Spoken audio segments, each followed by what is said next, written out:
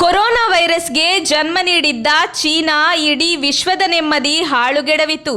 ಇದೀಗ ಇಡೀ ವಿಶ್ವವೇ ಕೋವಿಡ್ನಿಂದಾಗಿ ತತ್ತರಿಸಿದ ಸಂದರ್ಭದಲ್ಲಿ ಚೀನಾದಲ್ಲಿ ಕೋವಿಡ್ ಪ್ರಕರಣಗಳೇ ನಿರ್ನಾಮವಾಗಿದೆ. ಕೋವಿಡ್ ಪ್ರಕರಣ ಕಡಿಮೆಯಾಯಿತು ಎಂದ ಕೂಡಲೇ ಚೀನಾ ಸಂಭ್ರಮಿಸಿಲ್ಲ. ದೇಶದಲ್ಲಿ ಒಂದು ಕೋವಿಡ್ ಪ್ರಕರಣ ಪತ್ತೆಯಾದರೂ ತಕ್ಷಣವೇ ಕ್ರಮ ಕೈಗೊಳ್ಳುತ್ತದೆ.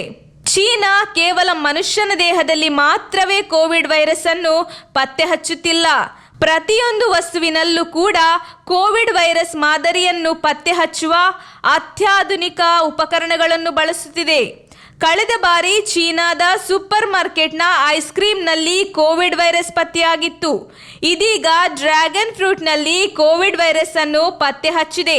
ವಿಯೆಟ್ನಾಂನಿಂದ ಆಮದು ಮಾಡಿಕೊಂಡ ಹಣ್ಣುಗಳಲ್ಲಿ ಕೊರೋನಾ ವೈರಸ್ ಕುರುಹುಗಳು ಕಂಡುಬಂದ ಹಿನ್ನೆಲೆಯಲ್ಲಿ ಚೀನಾದ ಅಧಿಕಾರಿಗಳು ಹಲವಾರು ಸೂಪರ್ ಮಾರ್ಕೆಟ್ಗಳನ್ನು ಬಂದ್ ಮಾಡಿದ್ದಾರೆ. ಚೀನಾದ ಝೆಜಿಯಾಂಗ್ ಮತ್ತು ಜಿಯಾಮ್ಸ್ಗಿ ಪ್ರಾಂತ್ಯಗಳ ಕನಿಷ್ಠ 9 ನಗರಗಳಲ್ಲಿ ವಿಯೆಟ್ನಾಂನಿಂದ ಆಮದು ಮಾಡಿಕೊಂಡ ಡ್ರ್ಯಾಗನ್ ಹಣ್ಣಿನಲ್ಲಿ ಕೋವಿಡ್ ವೈರಸ್ ಮಾದರಿಗಳು ಪತ್ತೆಯಾಗಿವೆ ಎನ್ನಲಾಗಿದೆ. ಈ ಹಿನ್ನೆಲೆಯಲ್ಲಿ ಚೀನಾದ ಅಧಿಕಾರಿಗಳು ಆಮದು ಮಾಡಿಕೊಂಡ ಆಹಾರ ಉತ್ಪನ್ನಗಳ ತುರ್ತು ತಪಾಸಣೆಯನ್ನು ಪ್ರಾರಂಭಿಸಿದ್ದಾರೆ. ಹಣ್ಣು ಖರೀದಿದಾರರು ಎಚ್ಚರ ವಹಿಸಲು ಆದೇಶಿಸಿದ್ದಾರೆ. ಆದರೆ ಆಹಾರದಿಂದ ಕೊರೋನಾ ವೈರಸ್ ಹರಡಿದೆ ಎಂಬುದಕ್ಕೆ ಯಾವುದೇ ಪುರಾವೆಗಳಿಲ್ಲ. ಹೀಗಿದ್ದರೂ ಚೀನಾದ ಆರೋಗ್ಯ ಅಧಿಕಾರಿಗಳು ಚೀನಾ ದೇಶವು ವೈರಸ್ ಅಲೆಯೊಂದಿಗೆ ಹೋರಾಡುತ್ತಿರುವುದರಿಂದ ಹೆಚ್ಚು ಎಚ್ಚರ ವಹಿಸಿದ್ದಾರೆ.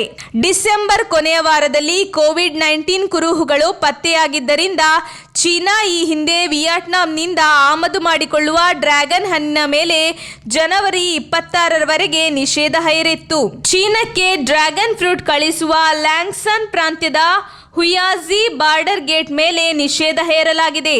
ಕಂಟೈನರ್ ಟ್ರಕ್ಗಳನ್ನು ಹಿಂದಕ್ಕೆ ಕಳುಹಿಸಿದ್ದರಿಂದ ಅಧಿಕಾರಿಗಳು ಟಾನ್ತಾನ್ ಎಂಬ ಮತ್ತೊಂದು ಗಡಿ ಗೇಟ್ನಿಂದ ಡ್ರ್ಯಾಗನ್ ಹಣ್ಣಿನ ಆಮದನ್ನು ನಿಷೇಧಿಸಿದ್ದಾರೆ. ಮುಂದಿನ ತಿಂಗಳು ಚಳಿಗಾಲದ ಒಲಿಂಪಿಕ್ಸ್ಗೆ ಆತಿಥ್ಯ ವಹಿಸಲು ಚೀನಾ ಸಜ್ಜಾಗಿದೆ. ಈ ಹಿನ್ನೆಲೆಯಲ್ಲಿ ಕೊರೋನಾ ವೈರಸ್ ಅನ್ನು ಎದುರಿಸಲು ಅಧಿಕಾರಿಗಳು ಎಚ್ಚರಿಕೆ ವಹಿಸಿದ್ದಾರೆ.